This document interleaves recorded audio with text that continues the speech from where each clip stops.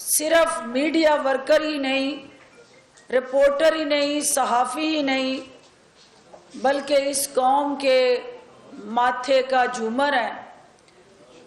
اور اس قوم کے بیٹے ہوتے ہوئے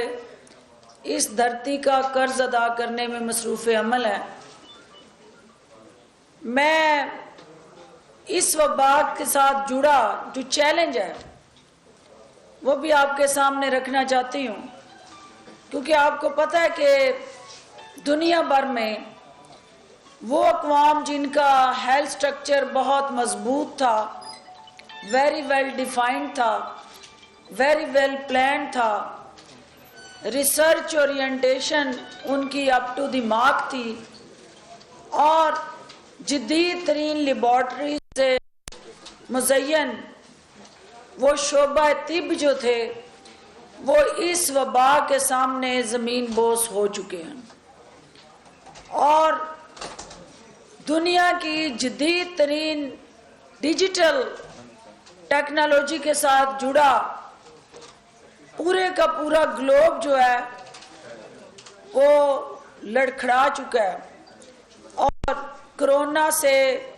پوری دنیا کی معیشت کی سانسیں اکھڑ چکی ہیں۔ اور ایسی صورتحال میں یہ اشد ضروری ہے کہ ہم دنیا پہ بھی نظر رکھیں، ریجن کو بھی باریک بینی سے دیکھیں کہ وہاں کیا ہو رہا ہے ہمارے خطے میں، اور پھر اپنے ملک کے اندر کیا ہو رہا ہے۔ میڈیا کی آنکھ جو ہے اور میڈیا کی جو سکرین ہے وہ دنیا کا ہر روپ دیکھ بھی رہی ہے اور بیان بھی کر رہی ہے، لیکن ہمیں اپنے گھر کی سب سے زیادہ فکر کرنی ہے کہ ہمارا گھر اس محفوظ انداز سے کس طرح یقینی بنایا جا سکتا ہے کہ ہم اس وبا کو بھی روکیں، اس کے بچاؤ کے لیے بھی احتیاطی تدابیر کریں، تو اس کے ساتھ ساتھ اس کے منفی اثرات جو ہیں، جو آپ کی معیشت پہ، جو آپ کے روزگار پہ، جو آپ کے ڈے ٹو ڈے ایشوز پہ رونما ہو رہے ہیں، ان سے کیسے نکلنا ہے۔ اور میڈیا جو ہے وہ دو محاذوں پہ حکومت کے ساتھ مل کے معاون اور ساتھی بنے۔ آج میرا نیشنل پریس کلب کے اندر آپ سب کی موجودگی میں جو اپیل کرنے کا مقصد ہے کہ ایک محاذ ہے جس سے ہم نے کرونا کے خلاف لڑنا ہے، اور وہ محاذ اس وقت تک کامیابی سے ہم جیت نہیں سکتے جب تک میڈیا شعور اور آگاہی کے ذریعے، میڈیا کی سکرین کے ذریعے، ٹی وی ٹاک شوز کے ذریعے، آپ کے پیپرز کے ذریعے اور پھر سوشل میڈیا کے ذریعے لوگوں کو بار بار احتیاط کا درس نہیں دیں گے، کیونکہ ایک واحد احتیاط ہی